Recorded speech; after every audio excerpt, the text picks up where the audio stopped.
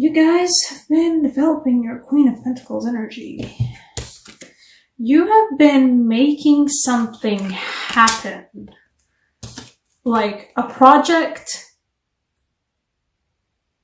that's all about the reality. Stable, and you've been making some magic with it. And it's been going good. You know, it's been going good, but you've also been staying on the down low about it. There's a certain protectiveness you have over this, and I kind of feel like it's not warranted this time. You know, protectiveness can be overprotectiveness, but in this case it feels like, you know, this project, whatever it is you've been working on, a new side hustle, perhaps even something artistic, a project of any kinds concerning work or leisure, and this one's your baby. You've been taking care of it and you've been feeling protective over it. And I feel like this case, it might be just a little bit justified because, I mean, this Page of Swords is you finally getting some, like, news about some certain part of development about it. So good for you if you've been waiting for that message. You're getting it. But I feel like there is a certain danger, specifically looking at this aggressively nasty sword teeth swan creature that this deck has as its sword symbol. There is danger there, so I don't begrudge you. Like, this was definitely founded, and good on you guys for keeping it safe, because there is better to keep still on the down low about this project if you feel like, you know, it's close to coming to fruition, it's close to being, you know, the last bit of transformation before it, like, finally blooms and it's wonderful and it's great. I feel like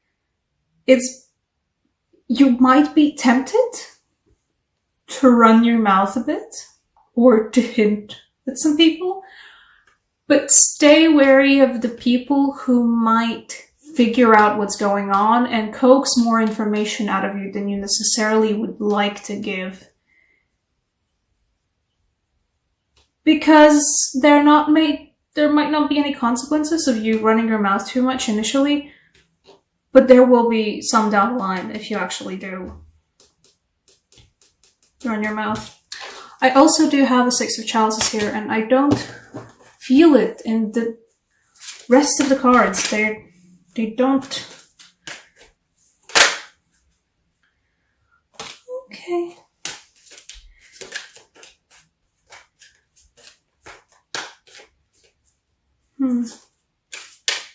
Yeah. Okay, it's definitely coming to fruition, but I don't see its connection.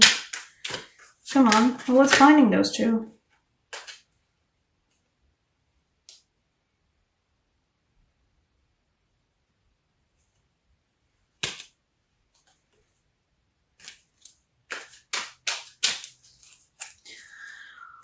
For the Six of Chalices, I first pulled out the World for it, and just after that, the Five of Chalices.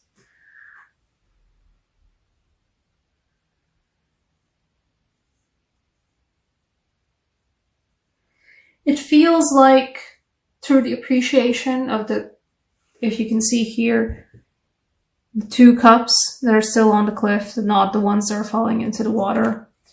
By the appreciation of those two of cups that are still standing, that's the lesson you need to be learning.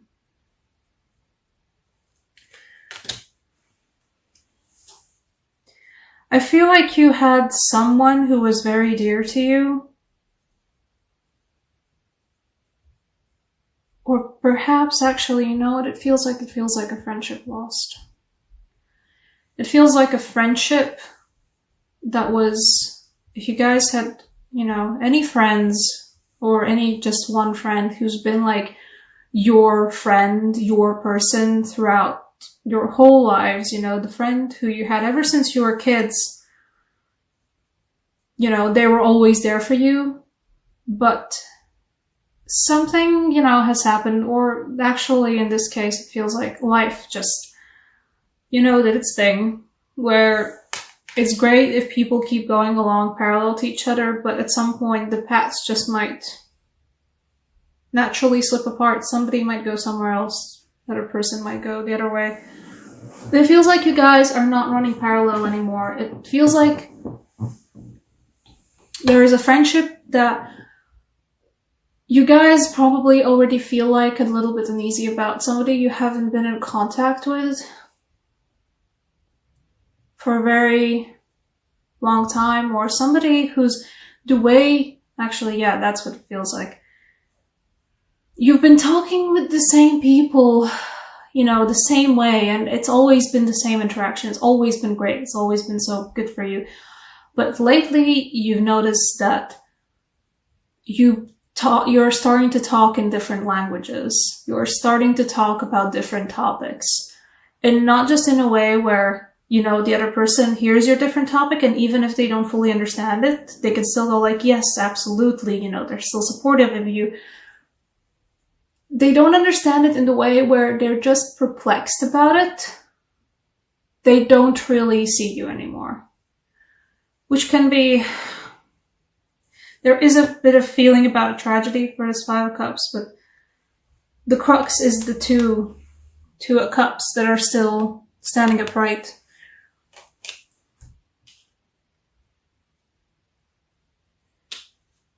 You know, somebody might be going out of your life, or not fully going out of your life. It might be just a friend who, you know, you're still friends with, but they can't be the person for you anymore. They can't be like your actual, like, most important person who fully understands you anymore. They just don't understand you anymore, because that happens, especially with friends who we've had for a really, really long time, and with friends who we've been walking, you know, the same roads for so long, and at one point your roads diverged, but you were still essentially walking the same path, and then at one point you weren't.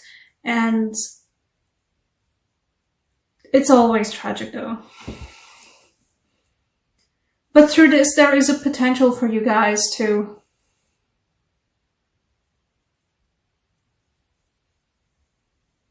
see the world again.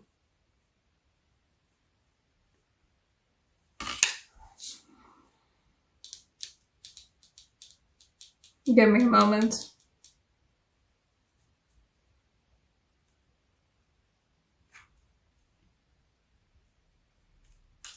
Oh, I think I'll take another card. Where will I take another card from? I'll take a Druidcraft.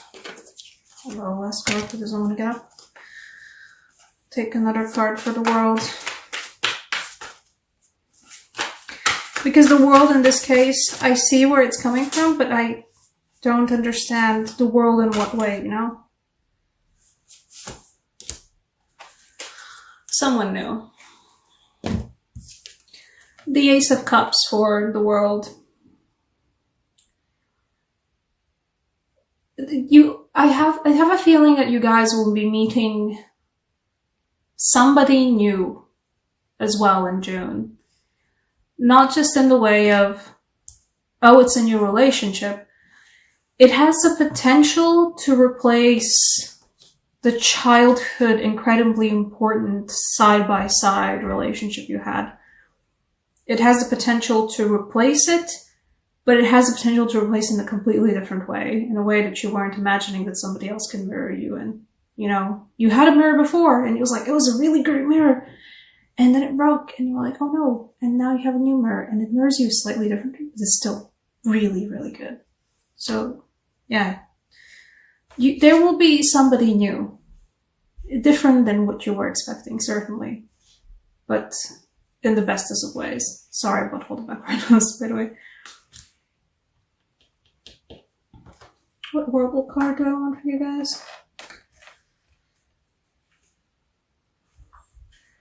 I don't know why, but I feel like a romance angel for you. I don't have a feeling of, like, that this new relationship, it might be actually also a romantic relationship for some of you. I think for the majority of you, this might be just a new friendship. or a new evolving friendship. I'm really sorry about the background noise. But for those of you whom this will be a new relationship,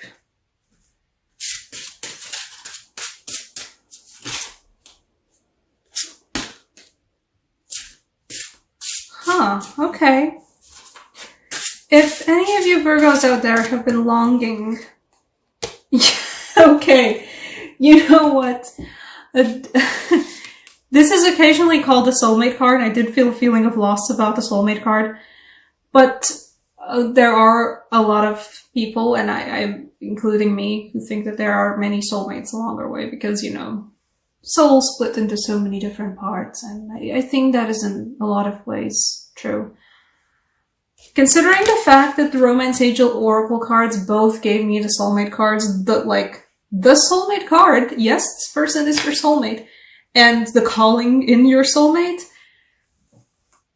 If you guys have been, you guys will be going through a period, and if you are perhaps already going through a period of pining after somebody mirroring you, about somebody who could really legitimately understand you. I mean, this one's gonna be it. There is gonna be, I think, a very high potential that you guys will be finding somebody new who not only, you know, might look, I have a feeling they will be different than what you were expecting, but they will be somebody who will match with you in a way that, you know, you've only found very rare people match with you previously. A lot of happening for you guys in June, Virgo. You know what? I'm happy for you though. This is nice.